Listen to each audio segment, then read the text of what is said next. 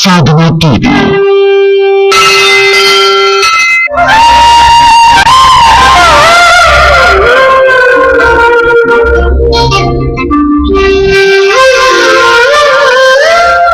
गोविंद बोलो हरि गोपाल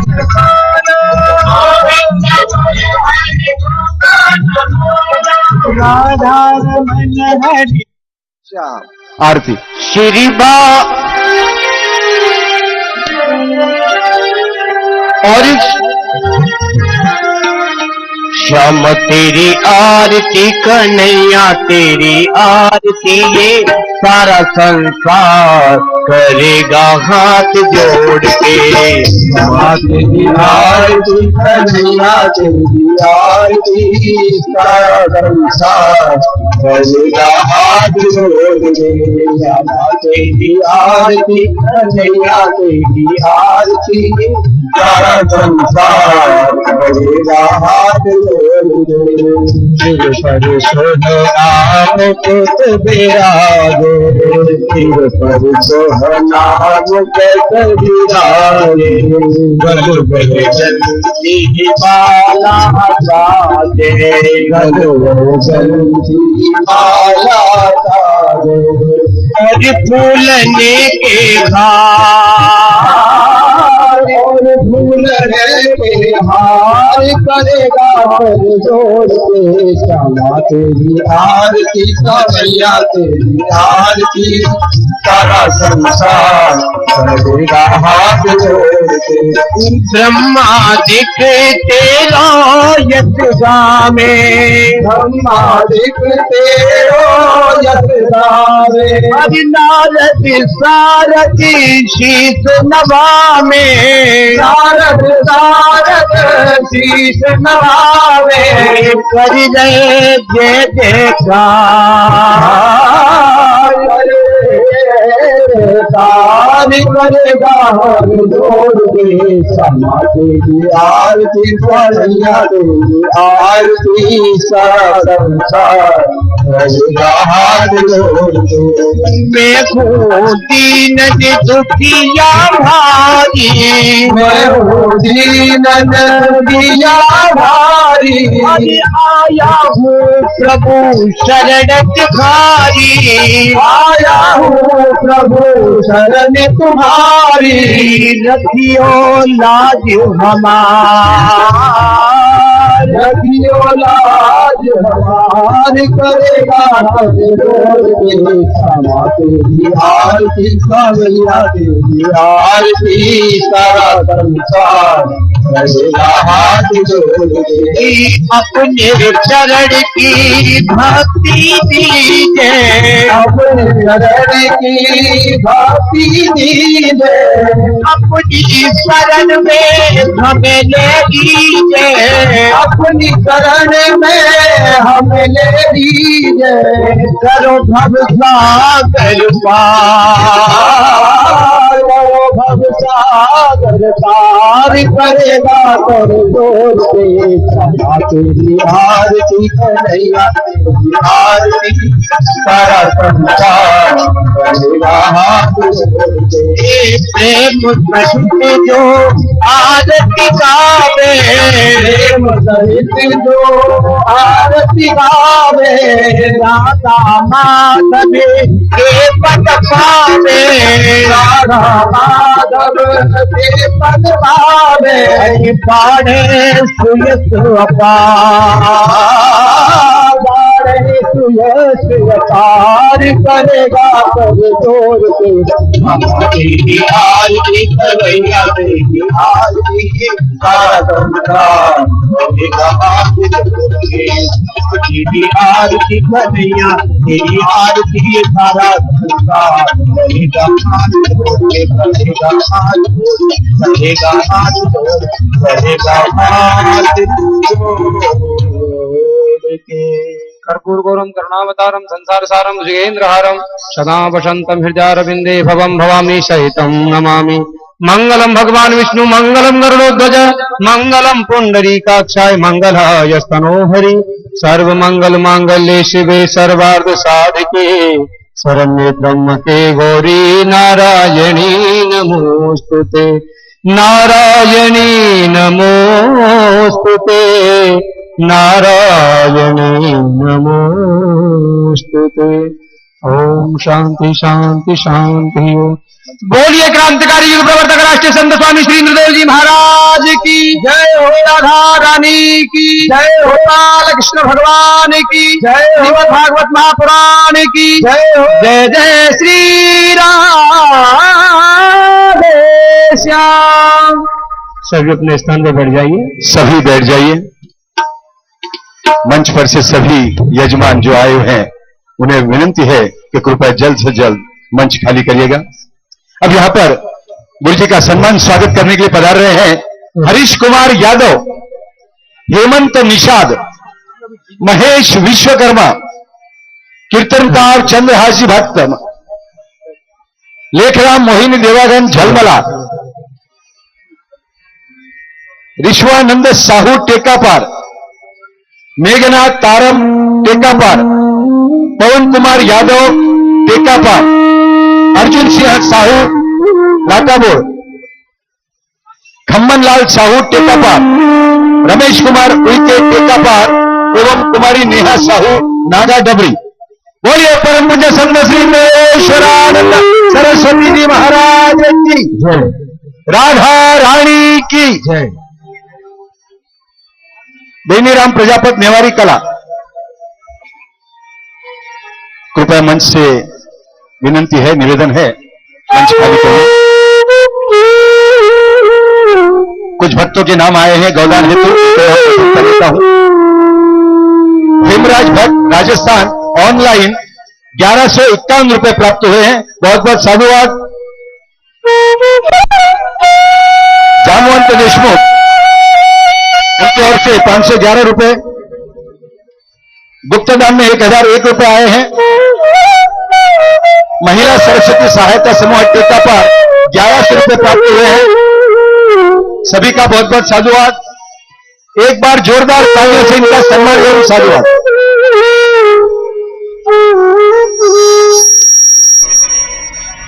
परमपिता परमेश्वर को याद करते हुए, नमन करते हुए आज सत्संग दिवस में चलते हैं। गुरु जी के चरणों को, गुरु जी को वंदन करते हैं।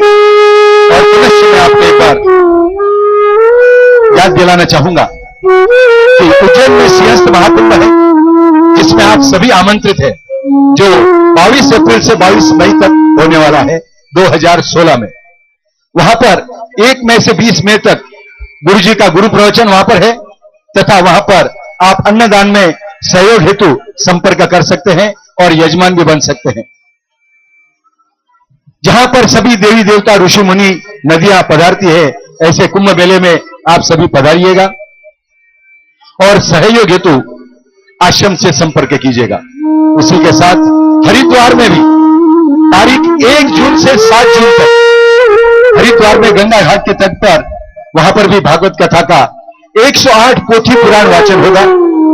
और जिन भक्तों को 108 पोथी पुराण में सम्मिलित होना है, यजमान बनना है, वे सभी भक्तजन पोथी बैठाने के लिए 25,000 रुपए देकर आप आजीवन सदस्य उसके बन सकते हैं। सिर्फ हरिद्वार कथा तक सीमित है।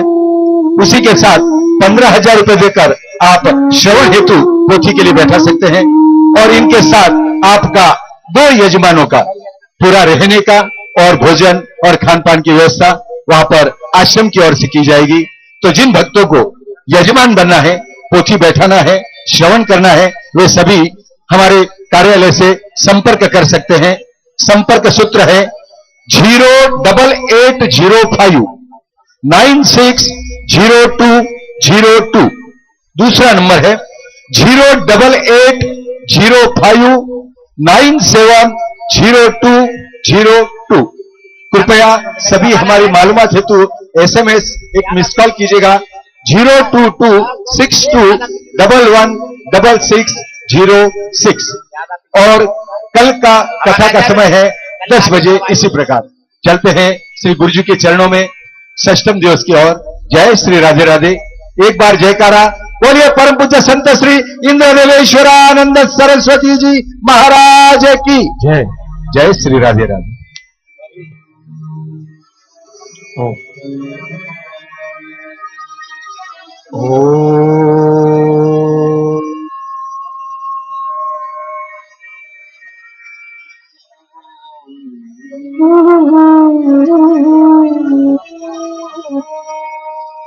श्री परमात्मने नमः। सतगुरुदेवताय नमः। श्रीमद्भागवत ग्रंथाय नमः। सच्चिदानंद रूपाय तापत्राय विनाशाय श्रीकृष्णाय वयं नमः। नमस्ते सतेते जगत कारणाय नमस्ते शिते सर्वलोकाश्रयाय नमोभ्यां नमस्ते जगद्गुरुं कृष्णं वन्दे नमस्ते।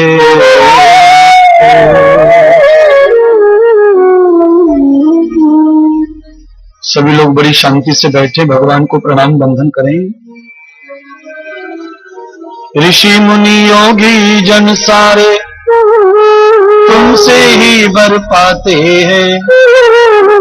क्या राजा क्या रंक भिखारी द्वार तेरे सब आते हैं।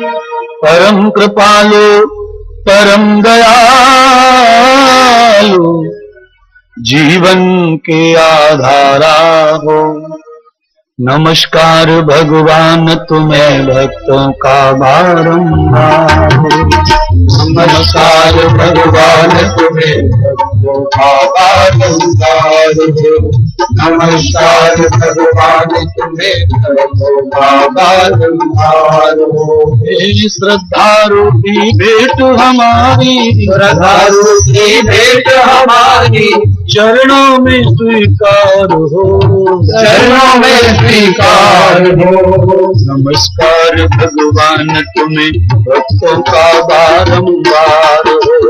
नमस्कार भगवान तुम्हें भक्तों का बारंबार हो। ओम नमः शिवाय हरि ओम नमः शिवाय।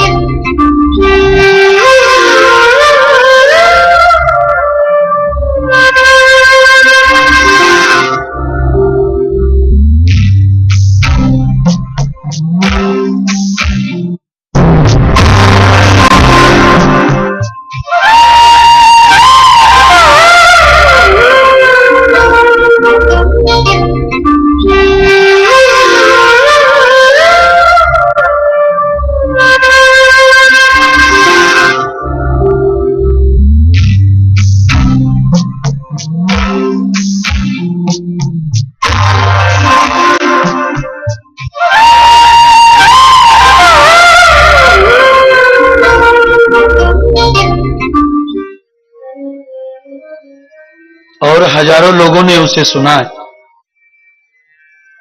बहुत लोगों ने तंबाकू छोड़ी है, अंडा छोड़ा है, मांस छोड़ा है, शराब छोड़ी है।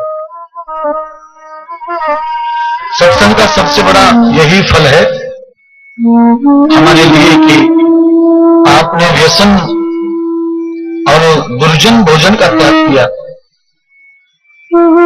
जो अखाद्य है, हजारों भक्तों ने इस बात का प्रण लिया है कि बुरी वस्तु का भोग नहीं करेंगे। इसलिए भागवत और सत्संग हमें चाहिए।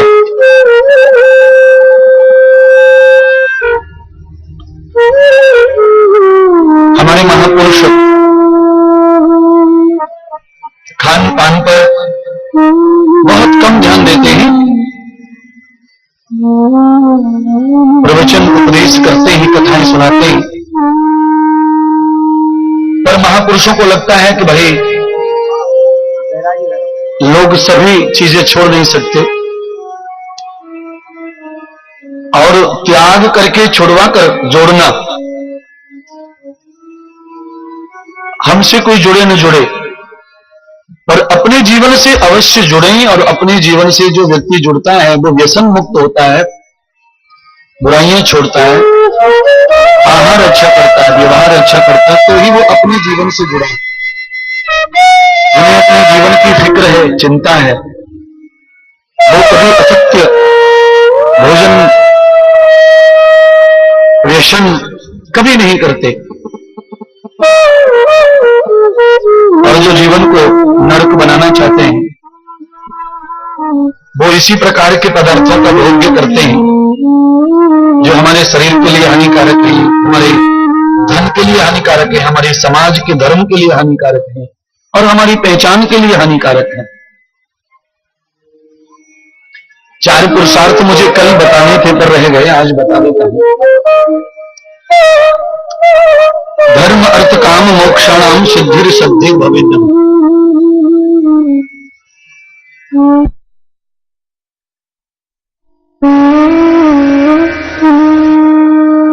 मनुष्य अवतार लेने के बाद किसी दिव्य आत्मा को, तेजस्वी आत्मा को, पवित्र आत्मा को, किसी ज्ञानी ध्यानी को अपना बना लिया तो समझ लो आपने एक स्वर्ग का एक सीढ़ी चढ़ गए। अगर ये सत्संग आपका हो गया तो आप समझ लें कि आप स्वर्ग की सीढ़ी चढ़ गए।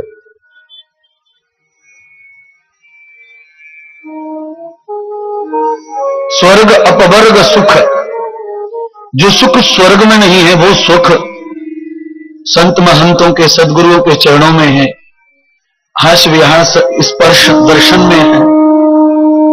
आज वही दर्शन हमारे राजा परीक्षित जी को मिला। 88,000 ऋषि, दर्श स्पर्श नहीं था, हिमालय की कंदराएं छोड़कर दर्श स्पर्श के लिए भगवान सूत जी के आश्रम पहुंचे।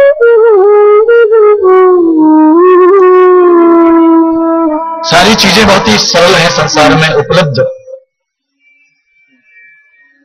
बहुत कम परिश्रम करने से व्यक्ति को जीवन मिलता है। मकान, दुकान, वैभव, धन, सहूलत ये कम परिश्रम से ही मिल जाते हैं। कई लोगों को तो जन्म से ही धनवान होने का सौभाग्य मिलता है, उन्हें तो कनक भी कमाने की जरूरत नहीं है, फिर भी करोड़पति रहते हैं। कितने, लगभग 30% लोग ऐसे हैं जो धनपति माता पिता के घर में जन्म लेते हैं। उन्हें न पढ़ने की जरूरत है, न चाकरी की जरूरत है, न उद्योग की जरूरत है, उनका जन्म ही धनवान के घर में होता है। और उतने ही 30-35% लोग ऐसे हैं जो गरीब होते ही पैदा, बाद में धीरे धीरे अमीर हो जाते हैं। 40% लोग ऐसे हैं जो जीवन भर प्रयत्न करके भी अमीर नहीं होते। 60% को सुख मिलता है समाज का, संसार का, धन का, पर धीरे धीरे वो भी गर्त में चले जाते हैं। वो 60% भी धीरे धीरे लुप्त हो जाते हैं। कारण है कि एक तो जन्म से ही धन मिला है, सेवा मिली है, नौकर चाकर मिले हैं, ये पुण्य प्रताप है पिछले जन्मों का। जो बहुत धर्म कर्म करके आता है उसे ही ऐसे धनवान घर में अवतार मिलता है, जन्म मिलता है। माता पिता बहुत बड़े पद पर रहते हैं, दुनिया भर के शैडो गार्ड्स उनके आगे पीछे घूमते हैं, उनके घर में जन्म हो जाता है बच्चों का। ये सब कीर्ति हमारे पिछले जन्म की है जो हमें इस जन्म में मिल रही है। इसीलिए भगवान ने वेद में कहा यथार्थम तदम भूतम धर्म अर्थ का मोक्षाणम। पिछले जन्म का जब हमें आज मिल रहा है, हम तो ये कहते हैं कि यहां ऐसे भी लोग हैं जिन्होंने कल्पना नहीं की होगी कि इस सत्संग में हमें ये सब चीजें मिल जाएगी, ये सुख मिल जाएगा, ये व्यक्ति हमारे संबंध में आ जाएंगे, हमारे रिश्ते में आ जाएंगे, और के संबंध में वो दर्शन हो गया, वो सुख मिल गया जो कल्पना, और वो दर्शन जो हम कभी सोच नहीं सकते। ये हमारी ही पुण्य का फल है। जो पुण्य करते हैं उन्हें स्पर्श होता है, दर्शन होता है, लाभ। और इतना बड़ा मेला लग रहा है यहां कथा का। वैसे हर जगह बहुत भीड़ रहती है, पर यहां भी बहुत भीड़ है, ज्यादा भीड़ है। मुझे लगता है कई जिलों से लोग टेलीविजन के माध्यम से पहले से जुड़े हुए हैं, और वो नजदीक आने पर इस लाभ को नहीं छोड़ना चाहते। जो दूर का प्रेम है उसे नजदीक करना चाहते हैं और उसे स्पर्श करना चाहते हैं अपने नेत्रों से, और सुखी समृद्ध आनंद का भोग उनके जीवन में पाना चाहते हैं। इसलिए लोग दूर दूर से चलकर यहां पहुंच रहे हैं, उन्हें दर्शन की भी इच्छा है। एक तरह से लाइव टेलीकास्ट है ये जीवन का। कुछ लोग दूरगामी हैं जो दूरदर्शन से कथा का आनंद ले रहे हैं, और टेलीविजन में तो बहुत बड़ा सुख है कि एकदम नजदीक से हमारा दर्शन हो जाता है। न वहां कोई डोरी बंधी है, न कोई दायरा है, और वहां कोई व्यवस्थापक भी नहीं है रोकने वाला। आपको टीवी में जहां लगे वहां वॉल्यूम कम करो, ज्यादा करो, और ज्यादा ही अच्छा लग जाए तो महाराज के बाल पकड़ लो, गालों को हाथ घुमा लो टीवी के ऊपर, वहां सब सुख मिलेगा, पर स्टेज पर नहीं मिलेगा। वैसे वहां तो आप कुछ भी कर सकते हैं, पर बात यह है कि वहां आप हमें छूकर भी हमारे पास नहीं पहुंच सकते। आप हमसे यहां दूर बैठे तो भी आप हमारे पास हैं। इतना फर्क है टीवी का और साक्षात का। टीवी में आप हाँ हूं नहीं कर सकते, टीवी में आप खाली सुन सकते, सुनते रहो। यहां आपको कमेंट करने का भी अवसर मिलता है, आप जवाब दे सकते हैं, सुन करके ठीक है। यहां प्रसन्न हो सकते हैं आप संवाद के साथ। इसलिए मेरा जो है कहना है, धर्म अर्थ काम मोक्ष, ये मानव की परम सिद्धियां हैं जो मानव को अवश्य ही प्राप्त करनी चाहिए। और इन्हीं पहलुओं के लिए भगवान श्री कृष्ण का अवतरण हुआ। भगवान मानव बनकर इसीलिए आए कि भी प्राप्त करना चाहते हैं। भगवान धर्म है पर उन्हें सिद्धि नहीं है। की सिद्धि कब होती है? जब पानी किसी की प्यास बुझा दे, और भोजन की महिमा तब ही बढ़ती है जब वो किसी की तृष्णा मिटा दे। वस्त्र की महिमा भी तब ही बढ़ती है जब वो किसी पे जच रहा हो। श्रृंगार की महिमा भी तभी बढ़ती है जब वो किसी के माथे पे लगा हो। अन्यथा ये सब चीजें डिब्बी में बंद रहती हैं, कपाट में, अलमारी में बंद रहती हैं, उनकी कोई महिमा नहीं है। आपके पास में कितना पैसा है, किसी को कुछ पड़ी नहीं आपके पैसे की। पैसे को जब आप कथा में लाते हैं, पैसे का पंडाल लगता है, पैसे से टेलीविजन लगता है, पैसे से कोई दिव्य महात्मा आते हैं, और पैसे का जब प्रदर्शन होता है तब ही आदमी को दिखाई पड़ता है कि पैसे का कितना बड़ा सुख होता है, पैसे में कितना आनंद होता है। रखे रखे चीज में तो कोई आनंद नहीं है। अलमारी में कुछ भी रखे रहो, क्या आनंद है। इतनी सारी चीजें लोगों के फ्रिज में रखी रहती हैं, उनसे क्या तृप्ति होती है किसी को? है वो सारी चीजें तो तब ही तृप्त करती हैं जब वो भोग में आ जाए, आहार में आ जाए और उनका व्यवहार हो जाए, तो फिर जीवन में समस्त सुखों का अनुभव होता है। ये टमाटर कैसा निकला, ये सेब कैसा निकला, नींबू कैसा है, मौसमी कैसी है, संतरा कैसा है, रस मलाई में कैसा स्वाद है, रबड़ी कैसी है, ये दूध कैसा है, मट्ठा कैसा है, ये दही कैसा है, बिना भोग के पूरा परिणाम नहीं बता सकते। केवल हम कह सकते हैं कि दही खट्टा होता है, जरूरी नहीं है कि दही खट्टा हो। हम ये भी कह सकते हैं कि मट्ठा छाछ खट्टी रहती है, पर आवश्यक नहीं है कि वो पीते समय खट्टी हो। कभी कभी बिल्कुल खट्टी नहीं होती वो, कभी कभी तो दूध जैसी ही रहती है, उसमें मट्ठा का स्वाद भी नहीं होता है। आहार व्यवहार के बगैर जीवन स्वाद नहीं दे सकता। ऐसे सुषुप्त अवस्था, यानी आप हमेशा सोई अवस्था में रहेंगे तो जीवन में आनंद नहीं आएगा, जीने का सुख नहीं मिलेगा, जीवन में पॉइंट नहीं आएंगे, जीवन में उन्नति नहीं आएगी, जीवन में सफलता नहीं आएगी। इसीलिए जीवन जीने के लिए सबसे पहले अगर कोई चीज जरूरी है तो जरूरी क्या है? सबसे पहले जरूरी है धर्म, फिर अर्थ, फिर काम और फिर मोक्ष।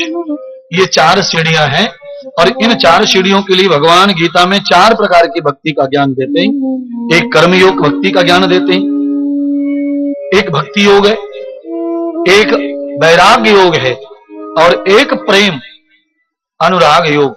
ये सब चीजें आपको यहां तक ले जाती हैं, कहां तक? धर्म तक, कर्म तक, मोक्ष तक, अर्थ तक। बिना धन होना ही चाहिए, परिणाम होने चाहिए। धर्म धर्म कृत्वाम अधिष्ठान पुण्यम भवेत जीविताम। जीवन तब ही जीवन है जब जीवन में धर्म का श्रृंगार हो, अर्थ के पदार्थ हो, कर्म का संसार हो और मोक्ष का उद्देश्य हो, तो जीवन मनुष्य का सफल माना गया है। उसी सफलता को पाने के लिए मानव के रूप में भगवान ब्रह्मा जी और भगवान नारायण, भगवान शिव बार बार धरती पर आते हैं। आज भगवान श्री हरि नारायण का अवतार कृष्ण जी के रूप में हुआ है, वो भी इन सिद्धियों को पाना चाहते हैं, धर्म का श्रृंगार करना चाहते हैं।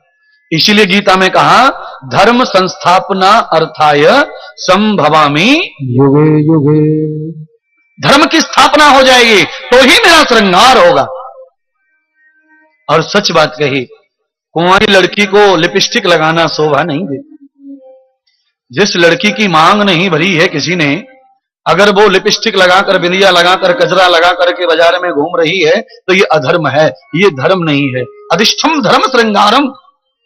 श्रृंगार तो धर्म के द्वारा ही, पति के हाथ से जब मांग भर जाती है तब सजना ही अच्छा लगता है। क्योंकि जब तक सजना नहीं मिला तो सजना किसके लिए है? सजना मिले तब तो सजना, सजना मिला ही नहीं तो किसके लिए सजना? हमारी संस्कृति अधूरी हो गई है। कारण है क्योंकि टेलीविजन में हम दिखते हैं तो हमारे जैसे और भी दुनिया भर के लोग दिखते हैं, और कुछ नेगेटिव लोग भी दिखते हैं जो रहते तो बहुत गंदे हैं पर सज धज करके अच्छे लगते, टीवी में नाचते नंगे उगाड़े होकर। तो लोगों के ऊपर बड़ा प्रभाव पड़ रहा है उन चीजों का। हमारी बहन बेटियां भी उसी चीज में जो है आधुनिक हो रही हैं, पर इतनी आधुनिक हो गई कि कपड़े की लाज उतर गई, श्रृंगार की लाज उतर गई, रहन सहन की लाज उतर गई। अभी सजना नहीं है तो क्यों सज रहे हो? पहला श्रृंगार सजना के हाथ से होता है हिंदू धर्म में। सबसे पहला पति जो है लाल रंग चढ़ाता है माथे पर। एक बार माथे पर लाल रंग लग गया तो फिर कहीं काला लगाओ, पीला लगाओ, कोई टोकेगा नहीं तुमको। पर जब तक माथे में लाल रंग भरा नहीं है किसी ने, तब तक लाल वाल पीला हरा लगाने की कोई आवश्यकता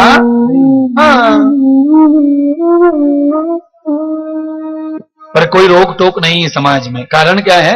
कारण सुन लो, गलती कुछ नहीं है। समाज में वही काम किए जाते हैं जो समाज में हो रहे हैं, नया कुछ नहीं होता है। समाज कहां से शुरू हुआ? समाज सबसे पहले जो कलाकार लोग हैं, जो शिक्षित लोग हैं, जो ज्ञानी लोग हैं, समाज वहां से शुरू होता है। अज्ञानियों का तो समाज होता ही नहीं है। अज्ञानी तो वहां से लेते हैं सब चीज। अच्छा बताओ, आप सब बताइए, आज की कथा कहां से शुरू हुई? महाराज इंद्रदेवेश्वरानंद आते नहीं और कथा शुरू होती नहीं, तो आप क्या देखेंगे और क्या सुनेंगे? तो समाज की शुरुआत हमेशा ज्ञानियों से और बड़े लोगों से होती है। टेलीविजन ने जितना ज्ञान फैलाया है, भागवत की जो प्रचार हुआ है ना, भागवत का जो बहुत प्रचार कथा का टीवी से हुआ है।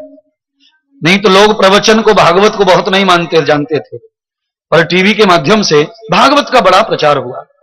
पर भागवत एक कोने में रह गई और दूसरी चीजें इतनी चली गई कि पूछो मत। संस्कारहीनो न पुनंत वेदा, आचारहीनो न पुनंत वेदा, कर्महीनो न पुनंत वेदा, धर्महीनो न पुनंत वेदा, अदष्टहीनो न पुनंत वेदा, अर्थहीनो न पुनंत वेदा, मोक्षहीनो न पुनंत वेदा। आदमी बिना धन के भी कोई काम का नहीं है। धन से भी आनंद आता है, धन में सुख है। क्यों? जब हम एयरपोर्ट पर जाकर के बड़ी पैसे की टिकट लेकर हवाई जहाज में बैठते हैं तो अलग ही आनंद आता है। गाड़ी में से उतर करके जब हमें मर्सरी लेने आती है एयरपोर्ट पर और खिड़की खोलने के लिए गनर खड़े रहते हैं राइफल लेकर, अलग आनंद आता है। टेबल के ऊपर थाली सजी रहती है और हमें 10 बार न्योता दिया जाता है, महाराज भोजन करें, तो अलग आनंद आता है। बिस्तर बदलने के लिए चादर पहले ही बदल जाती है, पता नहीं चलता कब बदल गई, ये अलग आनंद आता है। तो ये सब पैसे का ही सुख है। ये सुख भी चाहिए, इसीलिए अर्थ होना चाहिए। अर्थहीन प्राणी को भी सुख नहीं है, पर अर्थ तब सुख देता है जब आदमी को धर्म का श्रृंगार हो। अगर धर्म नहीं है तो अर्थ सुख नहीं देता। आप देखिए, ये जो आतंक फैलाने वाले कुछ नालायक लोग होते हैं, इनके पास में करोड़ों करोड़ों रुपया होता है। ये जो भारत में आके बम ब्लास्ट करते हैं, ये आतंकवादी 4-6 लोग होते हैं, पर ये 20-20, 25-25 करोड़ रुपया लेते हैं। और इतना करोड़ रुपया लेने के बाद भी इनके पास न खाने का सुख है, न सोने का सुख है, न घूमने का सुख है। ये हमेशा छुप के ही जीना जीते हैं, रूप बदलकर, भेष बदलकर, गरीब होकर अपने जीवन को जीते हैं। और पैसा एक कोने में रखा रहता है और अंत में वो पैसा घर वालों के काम भी आता नहीं है। ये व्यर्थ है, अर्थ नहीं है। क्यों? अधर्म के द्वारा कमाई संपत्ति कभी व्यक्ति के जीवन में सुख ला ही नहीं सकती। सुख, चैन नहीं ला सकती, नींद नहीं ला सकती, घर नहीं ला सकती, बंगला नहीं ला सकती, और गाड़ी नहीं ला सकती, घोड़े नहीं ला सकती। ये सब अपराहन की दुनिया। भगवान का उद्देश्य, श्री हरि का उद्देश्य क्या है? भगवान का उद्देश्य है कि वो गौ सेवा करें। क्योंकि पृथ्वी को जब भगवान ने वापिस कर दिया तब भगवान ने गौ माता की सेवा का वचन लिया। हे मां, अगर आपके ऊपर अत्याचार है तो मैं अवश्य अवतार लूंगा और गौ लोक का उद्धार करूंगा। ये गौ लोक ही है। इसे मृत्यु लोक भी कहते हैं, गौ लोक भी कहते हैं, कर्म लोक भी कहते हैं, और भोग लोक भी कहते हैं, नरक लोक भी कहते हैं, और पृथ्वी लोक भी कहते हैं, स्वर्ग लोक भी कहते हैं। इतने नाम हैं धरती लोक के। इसीलिए जीवन में किसी भी ज्ञानी, ध्यानी, पंडित, पुजारी की बातों में आकर स्वर्ग का रास्ता मत ढूंढ लेना। क्यों? जब कोई कथा करते हैं ना तो स्वर्ग ऐसे हाथ ऊपर को जाता है सबका। जित प्रवचनकार, कथाकार, पंडित, महापुरुष जितने भी हैं, सब लोग ऊपर की तरफ हाथ बढ़ाते हैं। अरे स्वर्ग की तैयारी करो, स्वर्ग की तैयारी करो। अब ये समझ में आता नहीं कि स्वर्ग किधर है। हाँ, अच्छा बताइए, एक आदमी हॉस्पिटल में एडमिशन लेके पड़ा है, 3 महीने से बेड पर है, नाक में नली पड़ी है खाने की, और गुदा में नली पड़ी है मलमूत्र की। ना ही खाना मुंह से जा रहा है, न गुदा से शौच आ रही है, न मलमूत्र आ रहा है। अब ये नरक है या स्वर्ग है? जब सारे रक्त से अधर्मी हो गए, मुंह अधर्मी होगा, भोजन लेता नहीं, नाक से भोजन जा रहा है, जहां से गंदगी निकलनी चाहिए निकलती नहीं, नली से निकल रही। इसको नरक कहा गया है। तष्टम नरको न दर्शनः। आप किसी कैलेंडर में, आप भागवत में 3रे स्कंद के 4वें, 5वें, 7वें अध्याय पढ़ें, तब आपको 27 नरकों की कथा सुनाई जाती है, और उन 27 नरकों में चित्र भी बनाए हैं। ऐसा कर्म करने से ऐसा चरित्र मिलता है, ऐसा कर्म करने से ऐसा चरित्र मिलता है। तो एक चित्र ऐसा है जिसमें चारों तरफ नलियां नलियां लगी है बॉडी में। कैसे कर्म करने से? तो कहा ऐसा कर्म करने से। विचारम न वेदम कर्म भूषणम। शरीर की जो रखवाली नहीं करता है, शरीर को असत्य मार्ग पर, असत्य भोजन पर, जो तंबाकू खाते हैं, बीड़ी पीते हैं, शराब पीते हैं, अनर्गल व्यवहार करते हैं, असत्य मार्ग पर जाते हैं, बलात् करते हैं, ऐसे लोगों के लिए ये नलियों का ही नरक प्राप्त होता है। उनकी सारी नलियां नकली हो जाती हैं, प्लास्टिक, असली नलकियां नष्ट कर दी। अपने शरीर की शोभा को कभी खत्म मत होने दीजिए, अपने शरीर की शोभा को निश्चित रखिए। शरीर है तो दुनिया है, जीवन है, संसार है। शरीर नहीं रहता तो दुनिया रहती है, पर हमारे लिए कुछ नहीं रहता। इसलिए भगवान अपने धर्म का ध्यान करते हैं। आप सभी बहनों से और भाइयों से अनुरोध है भागवत का कि धर्म अर्थ काम मोक्ष, व्यर्थ नहीं, अर्थ की जिंदगी होना। पहले धर्म होना चाहिए, पहली पहचान हमारी होनी चाहिए धर्मात्मा के रूप में। पूरा गांव, पूरे रिश्तेदार, हमारी पहचान अगर है तो धर्मात्मा के रूप में होनी चाहिए। और दूसरी पहचान होनी चाहिए अर्थ के रूप में, धन के रूप में, सेवा के रूप में, सदाचार के रूप में, शिष्टाचार के रूप में, सत्कर्म के रूप में, ये अर्थ है। और तीसरी पहचान होनी चाहिए काम, गृहस्थ के रूप में। उनके पास बच्चे हैं, उनके पास पत्नी है, उनके पास पूजा है, उनके पास देव है, उनके पास सत्संग है, ये है काम। और फिर मोक्ष। अरे भाई कुछ भी करो, आदमी संसार में रह के भी भगवान का बड़ा करता है। अरे मोक्ष की यात्रा होगी उसको, इतना सज्जन है, उसे मुक्ति मिलने वाली है, ये दुनिया कहने लग जाए तो फिर कोई मुक्त से हमें रोक नहीं सकता। आदमी की जुबान पर शब्द आ जाते हैं जब हमारा कर्म सत्य होता है तो, और जीत जाता है तो आदमी खुद ही कहने लगता है। समाज जब चिल्लाने लगे तो फिर आपको कोई नहीं रोकेगा बड़े होने से। धीरे धीरे धीरे धीरे ऐसे ही कर्म करें, समाज हमें चुन ले, समाज हमें चुन ले, ऐसे कर्म अपने जीवन में सजाएं। आज भगवान श्री कृष्ण जीवन में अपने अधूरे धर्म को पूरा करते हैं। भगवान ने यशोदा मैया के साथ बैठकर आपत्ति मीटिंग ली। मां ने भगवान को धक्का मार दिया, चल। बहुत जिद्दी है और अब मनमानी करता है।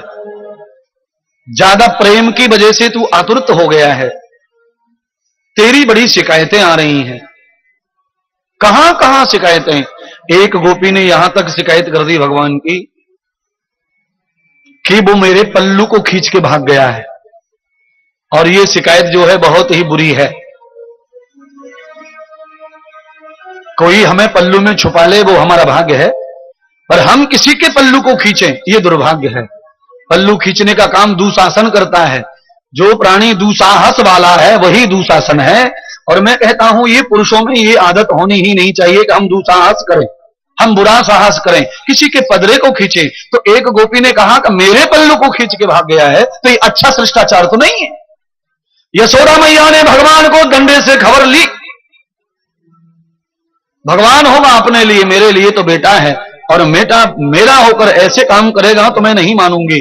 आज मैया यशोदा ने डंडा हाथ में ले लिया और भगवान को पीटने के लिए, मारने के लिए, दंडित करने के लिए पीछे पीछे भाग रही है। और भगवान आगे आगे भाग रहे महल में। आदर्श भूतम तदम न दंडम व्याकृतं योग दर्शनम सुधाना सत्यम प्रबद्धम योग जतान ममताम योगम पुण्य पुत्र योग जिष्ठम। आज भगवान श्री सुखदेव राजा परीक्षित को कहते हैं भगवान आगे आगे और मैया यशोदा पीछे पीछे भाग रही है, भाग रही है, भाग रही है, भाग रही है। भगवान भी आगे भाग रहे हैं, न पकड़ में आ रहे हैं न थम रहे हैं। यशोदा मैया थक रही है, धीरे धीरे श्वास फूल गई मैया की।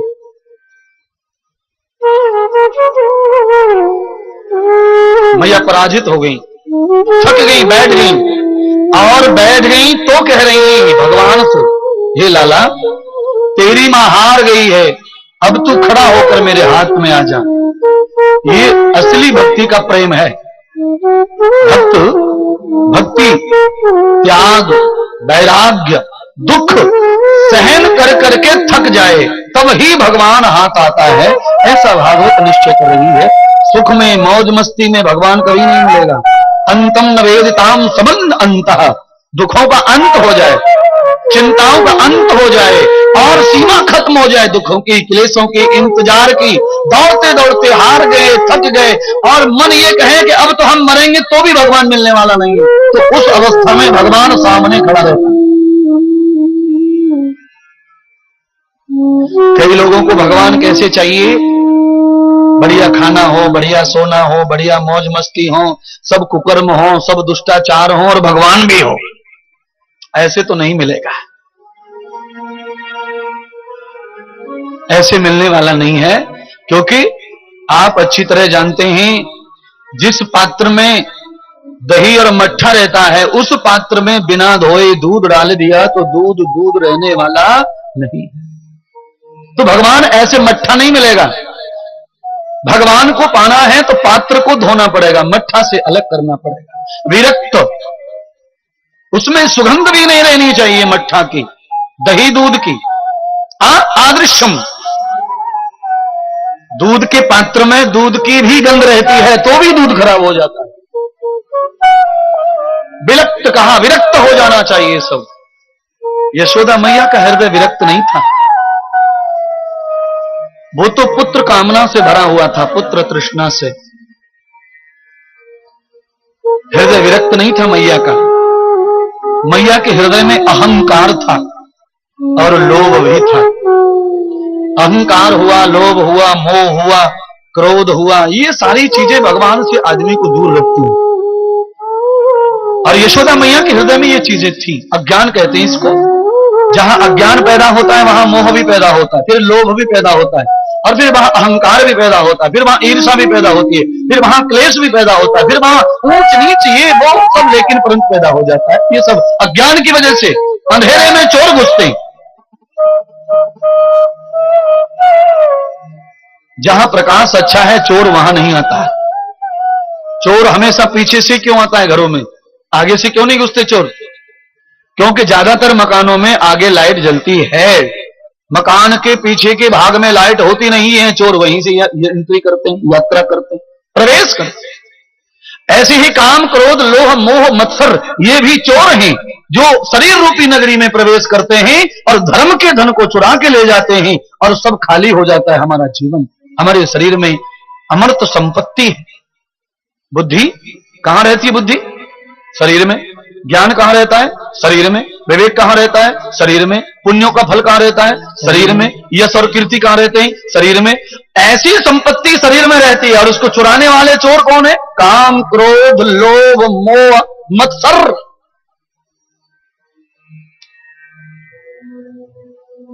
बाहर की संपत्ति कितनी भी पड़ी रहे, और जब बुद्धि और ज्ञान और विवेक चोरी चले गए तो फिर जीवन पूरा खाली हो गया। कुछ फायदा नहीं है पैसा होने से। क्यों? पैसे का सुख, पैसे का सुख तो वही ले सकता है जिसके पास विवेक है, बुद्धि है, ज्ञान है।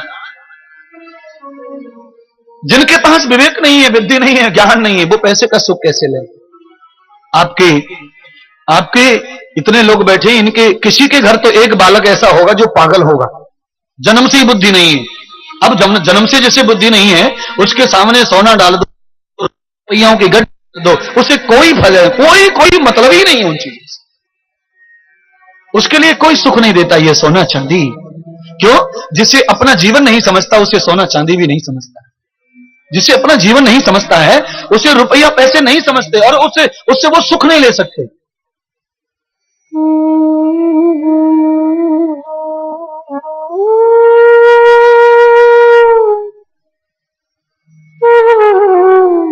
भगवान ने सोचा कि मैं थक गई, अब नहीं आता हूंगा।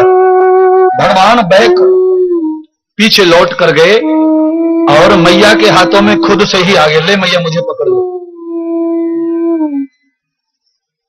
इसलिए आप सब लोगों से मेरी प्रार्थना है कि अहंकार को नष्ट करके भगवान के सामने हैरान होके गिर जाओ, थक के गिर जाओ। भगवान अब हम थक गए, हम हैरान हैं, हम पराजित हैं। और भगवान के चरणों में जो पराजित होके गिर जाता है, भगवान उसे उठा लेते हैं और गले से लगा लेते हैं। राजा परीक्षित पराजित होकर गिर गए थे, सुखदेव के चरणों में सारे साधुओं ने हटा दिया था राजा परीक्षित को, किसी ने मदद नहीं की। बाद में सुखदेव भगवान ने मदद कर दी और हृदय से लगाकर आज भागवत का उसे यजमान बना दिया, श्रोता बना दिया और अधिष्ठ बुद्धि ज्ञान विवेक चित्त कीर्ति यश समाधान कर दिया गुरु ने शिष्य। पर थक जाना पड़ेगा, संवाद से कभी गुरु बस में नहीं आती। संवाद से, विवाद से, अहंकार से, ज्ञान से, ये सब चीजें तुम्हारे लिए बेकार हैं। सदगुरु को बस में करना है। श्री हरि हमारे भगवान गुरु हैं, उनको बस में करने के लिए तो हमें हारना ही होगा। हर जगह जीतो, हर जगह जीतो। भगवान के द्वार पर पराजय ही सबसे बड़ा जीत है। सुदामा ने पराजय कर ली अपनी। कल की कथा सुनी थी आपने। कल भगवान शिव जी ने यशोदा के महल पर पराजय कर ली और ये कह दिया कि यहां से मर के ही जाऊंगा, पर बिना दर्शन के नहीं, पानी नहीं पीऊंगा, खाना नहीं खाऊंगा, सोऊंगा नहीं, कहीं कुछ नहीं करूंगा, दर्शन के बगैर नहीं जा सकता। क्यों? ये तो इज्जत की बात है। और तुम्हारे पास कितनी इज्जत है वो तो मैं नहीं जानता, पर मैं इतना जानता हूं कि जितनी इज्जत भगवान शिव के पास है उतनी इज्जत हर एक पुरुष के पास होनी चाहिए। मान सम्मान ये तो जरूरी है। और ये सब मिलता कहां से है? तो क्या भगवान के यहां से मिलता है। ये मान सम्मान मार्केट में नहीं मिलता। हानि लाभ जीवन मरण यश अपयश प्रभु हाथ, 6 चीजें भगवान के हाथ में है। और मान भगवान के यहां उन्हीं को मिलता है जिन्होंने अपना अभिमान खत्म कर दिया हो। अनंति मानम प्राप्ति मानम, जो खुद के मान को खत्म कर देता है तो भगवान के यहां से मान मिलता है। सुदामा के पास में कपड़ा नहीं है, घर नहीं है, रोटी नहीं है, सब नहीं, कुछ नहीं है, दर दर की ठोकरें खाते हैं। गांव के मुखिया सरपंच भी लात मारते हैं, गालियां देते हैं, सबकी सहन करता है। पर एक दिन द्वारिका मां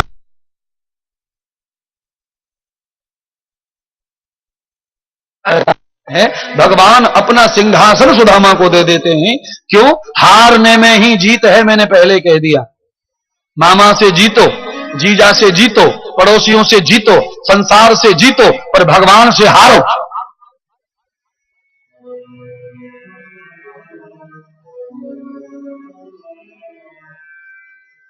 हे हार तुम्हारे हाथों में और जीत तुम्हारे हाथों में, अब सौंप दिया इस जीवन का सब भार तुम्हारे हाथों में। अब सौंप दिया इस जीवन का सब भार तुम्हारे हाथों में। अब सौंप दिया इस जीवन का सब भार तुम्हारे हाथों में। हार तुम्हारे हाथों में है, जीत तुम्हारे हाथों में। हार तुम्हारे हाथों में है, जीत तुम्हारे हाथों में। अब सौंप दिया इस जीवन का सब भार तुम्हारे हाथों में। अब सौंप दिया इस जीवन का सब भार तुम्हारे हाथों में।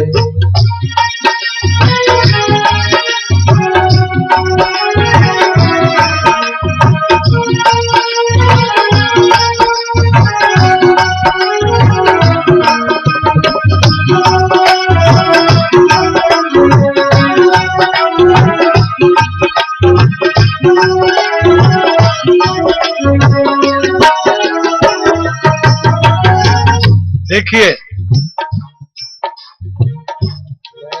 एक बात है, 6 दिन लगे पर तालियां बिल्कुल एकदम फिट हो गई आपकी। अब अलग अलग नहीं दिख रहा है स्वर। 2-3 दिन तड़प तड़प अलग अलग हो रहा था, अभी महिला और पुरुष एक जैसी ताली बजा रहे हैं। मतलब है सत्संग का पूरा ज्ञान हो गया है, समझ आ गई आपको। स्वर संगीत का ज्ञान हुआ तो समझ लो समझ आई। है हार तुम्हारे हाथों में है, जीत तुम्हारे हाथों में है। हार तुम्हारे हाथों में है, जीत तुम्हारे हाथों में। अब सौंप दिया इस जीवन का भार तुम्हारे हाथों में। अब सौंप दिया इस जीवन का भार तुम्हारे हाथों में। हमने तो पहले ही कहा था कि सम्मान भगवान के हाथ में होता है। देख लो, बड़ी दूर से चल के आया है, 1100-1200 किलोमीटर से हार चढ़ाया है ना, भक्तों ने हार चढ़ा दिया है। और मैंने कहा भगवान के चरणों में हार ही चाहिए।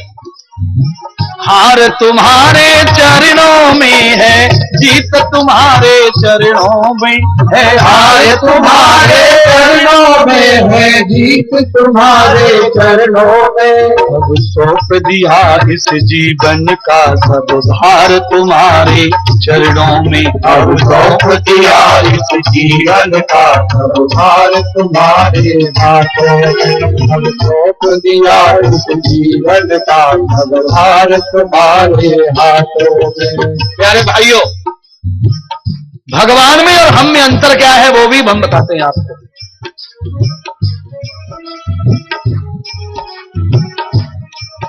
तुझ में मुझ में है भेद यही, तुझ में है भेद यही। मैं नर हूँ तुम नारायण हो, मैं नर हूँ तुम नारायण हो। मुझ में तुझ में है भेद यही, मैं नर हूँ तुम नारायण हो। मैं नर हूँ तुम नारायण हो, मैं नर हूँ तुम नारायण हो। और अंतर बताया है, मैं हूँ संसार के हाथों में, मैं हूँ संसार के हाथों में, संसार तुम्हारे हाथों में।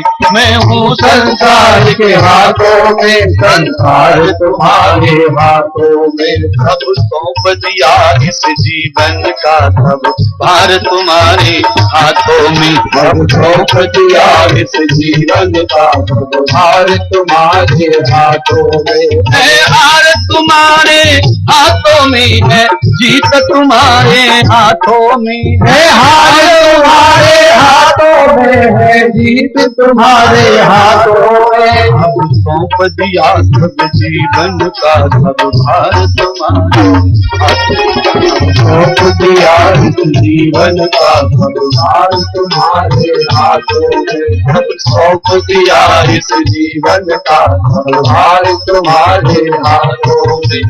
सौंप दिया इस जीवन का सब भार तुम्हारे हाथों में। अब सौंप दिया इस जीवन का सब भार तुम्हारे हाथों। सौंप दिया इस जीवन का सब भार तुम्हारे हाथों। यशोदा मैया जो है पराजित हो गई, तो भगवान के चरणों में अर्पण कर दिया जीवन। अब बांधने लगी भगवान को और डांट भी रही हैं।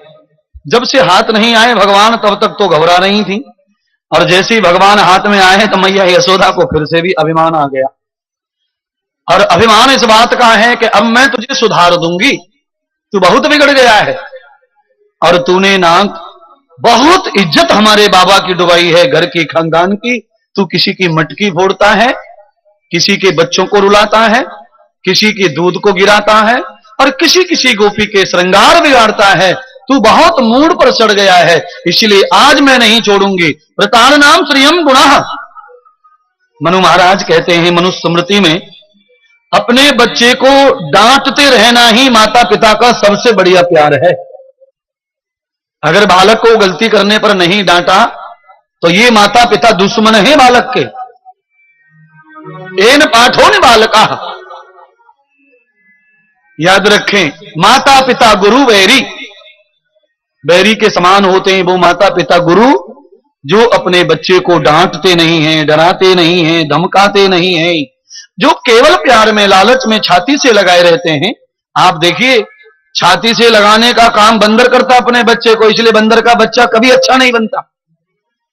हम ये नहीं कहते कि आप बच्चे को छाती से मत लगाओ, पर जब बालक आपका ऊर्ध्वंगी हो गया है, ऊताताई हो गया है, तो उसे थोड़ा दंड भी देना चाहिए। कैसा दंड? डंडे नहीं मारने चाहिए। उदंडम न वेदो भोजनम कृत्वान, भोजन बंद कर देना चाहिए उसका। बालक पिटने के बाद नहीं सुधरता, पर भूखा बालक सुधर जाता है। अच्छा, भूखा बालक सुधर जाता है, सुधरने की बात तो बहुत छोटी कह दी। मैंने कहा कि योगी साधु महात्मा तो ये कहते हैं कि रोटी छोड़ने से पाप भी कम हो जाते हैं, इसीलिए तो लोग उपवास व्रत करते हैं। भूख से आदमी को सच में सुधार होता है। जेल में लोग सुधरते नहीं, क्योंकि वहां पेट भर के खाना मिलता है। दिन भर सो, रात भर सो, कम्बल फ्री, पंखा फ्री, लाइट का बिल आता ही नहीं बिल्कुल है। घर में कमरे में 24 घंटे पंखा चला लो, अगले महीना पता चल जाएगा जब 2500 रुपए आएंगे। पर जेल में सब सुविधा मिलती है, तो सुधरने का सवाल ही कहां है? जेल में सबसे बड़ा कानून यह होना चाहिए कि भोजन बंद। जब जेल ही है तो भोजन बंद होना चाहिए। जब सारे सुख मिल रहे हैं तो घर में और जेल में फर्क क्या है? मिलने के लिए समय है, संडे को आ जाओ मम्मी, संडे को आ जाओ बीवी, संडे को आ जाओ प्रेमिका, सब आ जाओ। जब संडे को सब मिल रहे हैं तो फिर फायदा क्या जेल में? संडे को ही तो गार्डन में मिलते हैं, यहां का रोज मिलते हैं। अब भाई आप ही तो बताओ, सबके लिए संडे तो है और जेल में भी संडे है, तो फिर जेल किस बात की? सजा क्या है? अधिष्ठिताम धर्मम श्रुति वाध्यम योग कर्म यसार भूषणम। मैया यशोदा ने हाथ में छड़ी ले ली और रस्सी से बांध रही है। बच्चों को डंडे मारो मत, भागवत जो जो कह रही है उतना जरूर करना चाहिए। हाथ में दंड होना चाहिए, दंड है। 2 प्रकार का दंड होता है, भगवान के हाथ में भी दंड है, और जो इस देश में जो जगत गुरु हो जाते हैं उनको भी दंड हाथ में मिलता है। कई महात्माओं को आपने देखा होगा चांदी का डंडा लेके घूमते हैं, वो दंड दिया जाता है उनके हाथ में। काहे के लिए? अधम दंडम न प्रजातम। अगर कोई अपराध करता है, धर्म का उल्लंघन कर रहा है, आज्ञा का उल्लंघन कर रहा है, तो उसे वो दंडित कर सकते हैं, इसीलिए वो धर्म दंड है। पर वो साधु ही धर्म का पालन नहीं करते तो वो दूसरों को कहां से दंड देंगे? है, एक तरफ हाथ में धर्म दंड है और गाल में तमाकू है, तो दंड किसको देना? इसलिए वो धर्म दंड भी काम नहीं कर रहा है। सभी जगत गुरु, सभी महात्मा सारे ऐसे नहीं है, जिनमें ऐसे भी हैं जो धर्म के लिए आंदोलन करते हैं, बात उठाते हैं, बीज उठाते हैं, उनके पास भी धर्म दंड है, वो सही प्रयोग कर रहे हैं। और जो धर्म के लिए आंदोलन नहीं करते हैं, समाज के लिए, जो अपने ही सुख सुविधाओं के बारे में सोचते हैं, तो वो धर्म दंड लेने के अधिकारी नहीं है, ऐसा भागवत का मानना है। अधिष्ठितम दंडभूतम। यशोदा ने दूसरे के बालक को पाला, मलमूत्र धोए हैं, तो दंडा देने का अधिकार भी यशोदा को ही है। सरकार चाहे कितना भी कानून बना दे कि बच्चे को माता पिता ना मार सकते, ना पीट सकते, पर भगवान का कानून, ऋषियों का कानून कहता है कि जो मां दूध पिलाती है, मलमूत्र धोती है, कर्म बिगड़ने पर मां को दंड देने का अधिकार भी है। क्या सरकार दंड नहीं देती? फांसी नहीं देती लोगों को? अपराधियों को फांसी सरकार देती है, तो बच्चे की सरकार तो माई है, पिता ही है, उन्हें अधिकार है। पर सम्यक मर्यादा में रहकर दंड दें, ऐसी जगह पर ना ऐसी गाली दें और ना ही ऐसा दंड दें कि बच्चे की मृत्यु हो जाए, कोई अंग टूट जाए, आंख फूट जाए, कान फूट जाए। अधिष्ठितम दंडभूतम।